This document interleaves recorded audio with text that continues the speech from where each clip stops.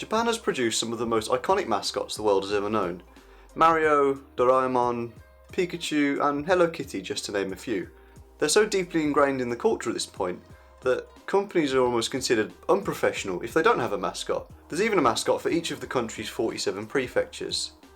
At this point, it's pretty safe to say that the people of Japan are crazy for these characters, and they're certainly here to stay. Some may even argue a little too crazy, with certain politicians bringing up the issue of mascot population control. Oh god! No! Stop!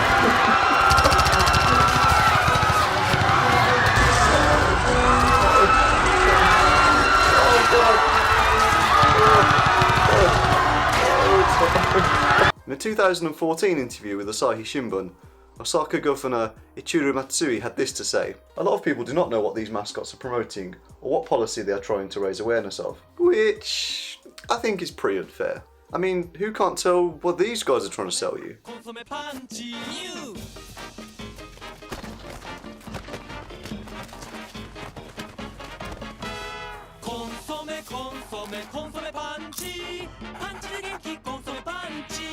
Mascots are, for most intents and purposes, supposed to put a lovable and relatable face to your brand, with a design that is eye-catching and memorable, but most importantly, something that can be turned into a never-ending line of profitable merchandise. It is to be expected, however, that in churning out so many mascots, in an almost Frankensteinian sense of irony, the pursuit of the perfect being can often lead to an utter atrocity. Quite literally an abomination of science, the Funa Cone is a mythical hybrid of dog and fish, a creature that would look more at home in a candlelit, zombie-infested mansion. Oh, shit!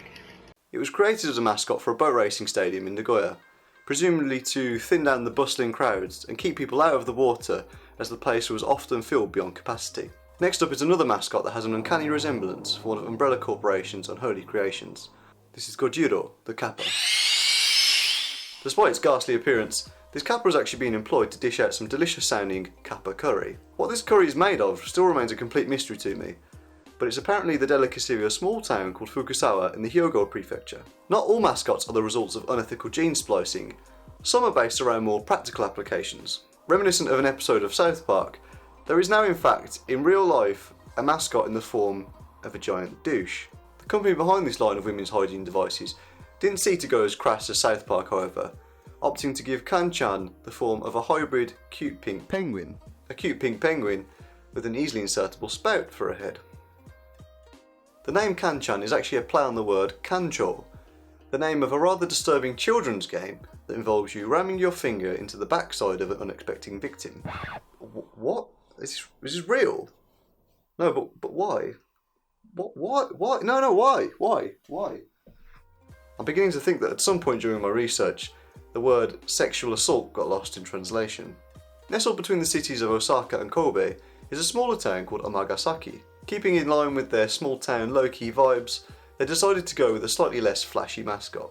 Chichai Osan translates to English quite literally a small middle-aged man, and it's not hard to see why. Despite his incredibly average appearance and technically being an unofficial mascot, he's managed to win the hearts of the locals and become somewhat of a local celebrity.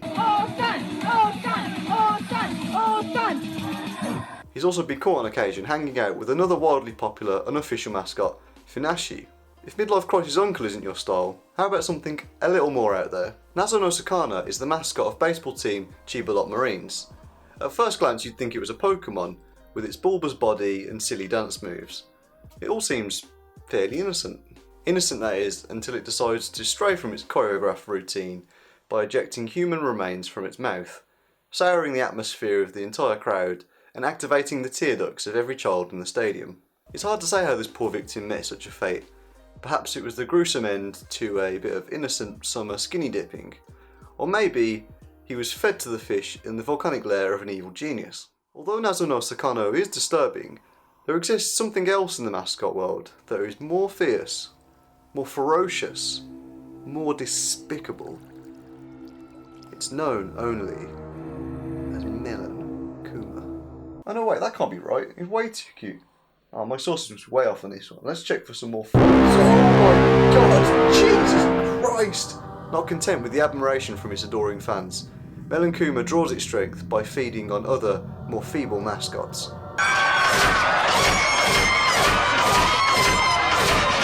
And when that isn't enough, it's even been known to feed on human flesh.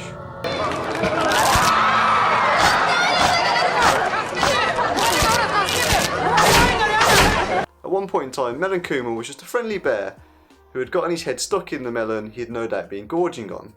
But after being put through the same treatment as Batman's nemesis Bane, Melon Cumin emerged a bloodthirsty, ravenous monstrosity.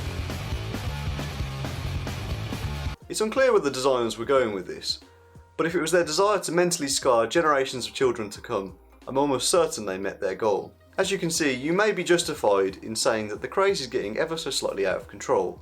There's an almost endless stream of mascots, cute and terrifying. It's even encouraging other countries to spit out wacky characters of their own. And with that in mind, I'd like to give an honourable mention to a mascot from Brazil, Senor Testiculo. Now, I know what you're thinking, and shame on you, shame on you. You're thinking that testiculo sounds a lot like testicles, right? Well, if that is what you're thinking, then you'd be absolutely bloody right. As much as I'd like to tell you it's not the truth, Senor Testiculo, in reality, is a giant pair of balls. He's called Mr. Balls. If you're struggling to sleep tonight due to the trauma caused by this video, then please head down to the comments and let me know which one of these freak shows is keeping you awake. If you're made of sterner stuff, then please like this video and subscribe to Kantan Japan for future videos.